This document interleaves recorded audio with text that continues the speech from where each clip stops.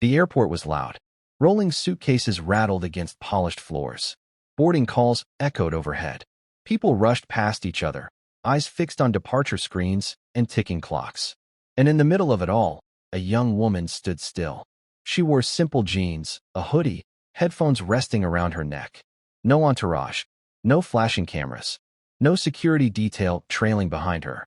Just calm confidence. But confidence can look like arrogance to the wrong eyes. And that's where the story begins. Watch till the end, subscribe and comment where you are watching from.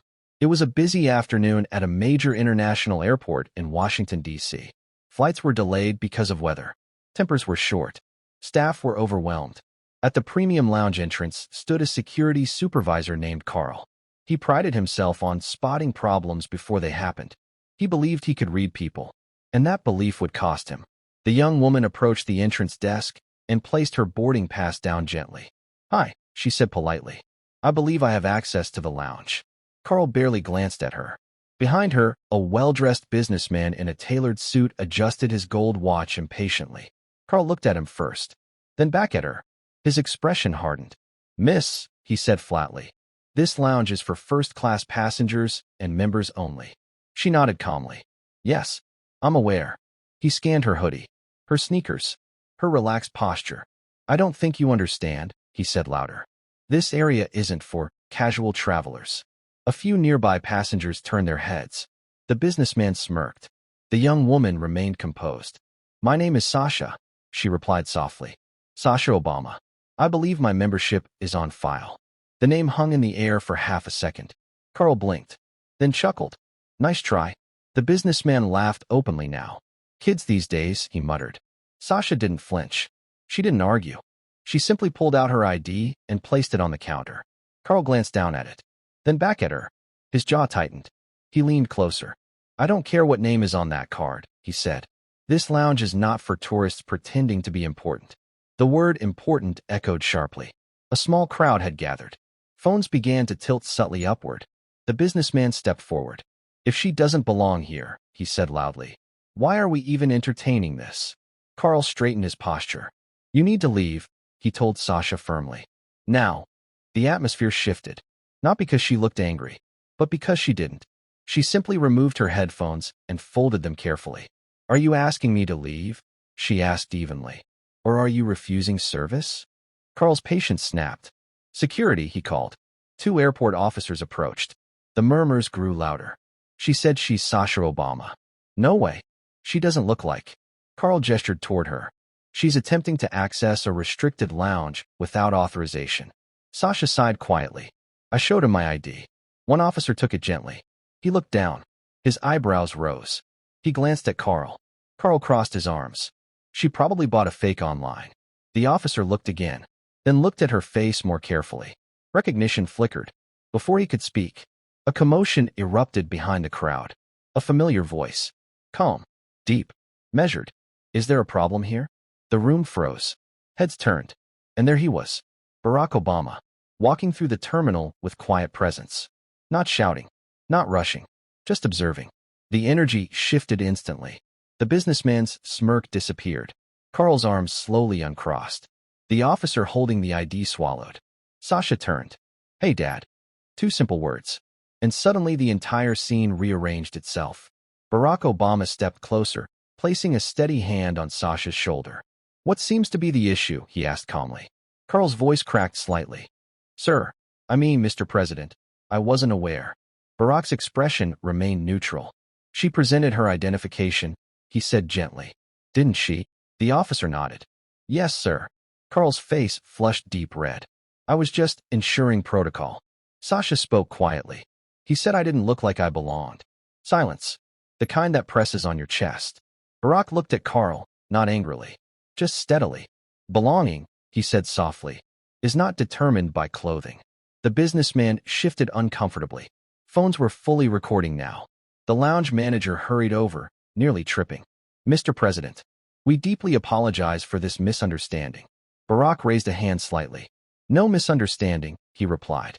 "Just a reminder." Carl's posture had completely changed. Gone was the authority. In its place, uncertainty. "I sincerely apologize," he said to Sasha. She met his eyes. For a long second, Then she nodded. Thank you. But the lesson wasn't over. Barack turned slightly so others could hear. We teach our children dignity, he said calmly. Not entitlement.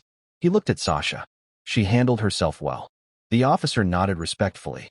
The businessman quietly picked up his suitcase and disappeared into the crowd. The manager escorted Sasha and Barack into the lounge personally. As they walked away, whispers rippled through the terminal. Did you see that? She stayed calm the whole time. That's class. Inside the lounge, Sasha exhaled finally. You didn't have to come, she said lightly. Barack smiled. I didn't, he replied. But I wanted to. She laughed softly. I guess I don't look important enough. He chuckled. You look exactly like yourself, he said. And that's enough. Outside the glass walls, Carl stood motionless. The weight of what had just happened settled over him. It wasn't about who she was. It was about how he judged her. Later that evening, airport administration reviewed the incident. Customer service retraining was scheduled. Policies were clarified. And Carl? He requested to personally apologize again before the end of his shift. Sasha accepted it graciously. But grace, as she often said, wasn't about winning or being right. It was about walking away without letting the moment own you. She leaned back in the lounge chair, eyes tracing the sunlight spilling across the polished floor. The terminal outside buzzed like a restless city. People, luggage, announcements, chaos wrapped in routine. But inside, it felt different. Slow, calm, like time had paused just enough for her to breathe. Barack slid into the chair next to her, a quiet presence that didn't demand attention, but somehow commanded it anyway. He glanced at the lounge menu, and then back at her. You handled that well, he said, voice even but warm. Most people would have reacted, argued, maybe stormed off. Sasha shrugged lightly. And give them the satisfaction of thinking they had power over me? Nah, I don't do that. He smiled. A slow, knowing smile. You've got the patience of a saint. Or the sense to know that some people aren't worth the energy. She laughed softly, a sound that felt like it could fold the room into itself. Energy is currency, and I'm not spending mine on small minds. Barack nodded approvingly. Exactly. Remember that. Always. The world will test you, often in ways that don't seem fair. But how you respond, that's the real story. Sasha leaned back, letting the words sink in. Around them, the lounge hummed with muted conversations, clinking glasses, the soft rolling of luggage wheels. But she felt grounded, untouchable. Like her calm was a shield forged from years of knowing who she was and what mattered. Then, without warning, her phone buzzed. A notification from social media. People had already started talking about the incident at the airport. Clips of Carl stammering, whispers of Sasha Obama, and countless screenshots were circulating. Looks like you're trending, Barack said lightly. Nodding toward the screen, Sasha rolled her eyes but smiled. Guess calm and grace go viral now. He chuckled. It's the world we live in. But here's the thing, let them talk. You don't need their approval to be yourself. She stared out the window at planes ascending into the sky, thinking about how brief moments can feel like lifetimes when judgment meets composure. You know, she said softly, I almost didn't even care. I mean, them kicking me out, it's silly. But then I thought, maybe this is a chance to see how people really react. And wow, some lessons hit hard.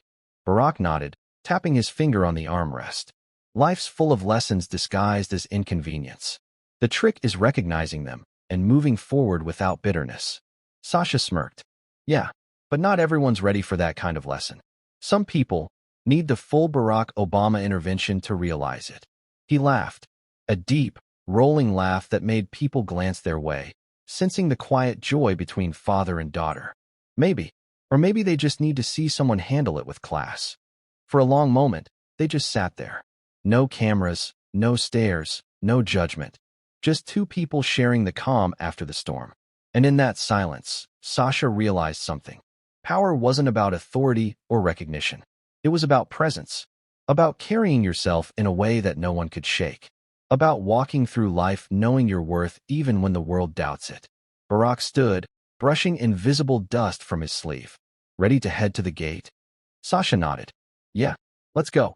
As they walked toward their flight, heads still turned, whispers still followed. But this time, it was admiration, not judgment. Because grace, once it's seen, doesn't fade. It lingers. It inspires. It humbles. And sometimes, the quietest victories echo louder than the loudest mistakes. Outside the terminal, the sun was dipping low, painting the sky in streaks of orange and pink. Sasha glanced up, breathing. In the evening air. "You know," she said with a grin, "this could have been a disaster. But it turned out kind of perfect." Barack smiled, his hand brushing hers in a brief, familiar gesture of reassurance. "It's never really about what happens to you. It's about what you do with it. And you, Sasha, turn it into a story worth telling." They moved forward, side by side, walking into the world, calm, confident, and unshakable. Because some lessons aren't learned in anger. They're learned in the quiet aftermath, when you choose to rise above. And as the terminal lights shimmered behind them, one thing was clear: no judgment, no misunderstanding, no arrogance could dim the light of someone who knew her worth. As they reached the gate, Sasha turned one last time to glance at the terminal behind them. Faces blurred in the crowd, some still curious, some clearly impressed. It struck her how quickly moments could pass, yet leave a mark on everyone who witnessed them. She smiled quietly to herself, knowing that grace wasn't just for show. It was a quiet strength that lingered long after the spotlight faded. Barack nudged her gently, his smile soft but knowing. "Remember this," he said. "It's not about making people recognize you. It's about staying true to who you are, no matter what they think. That's the kind of power that lasts." Sasha nodded, feeling a warmth in her chest, not from attention or praise, but from the reassurance that she had handled herself exactly right. As the plane doors closed behind them and the engines hummed to life, Sasha leaned back in her seat and exhaled. Outside the window, the city lights blurred into streaks of gold, like a reminder that life moved fast. But it also gave you space to shine quietly, with dignity and purpose. She glanced at her father, their eyes meeting in a moment of unspoken understanding. No matter the judgment, no matter the challenge, they had each other, and they had their grace. And that was more than enough.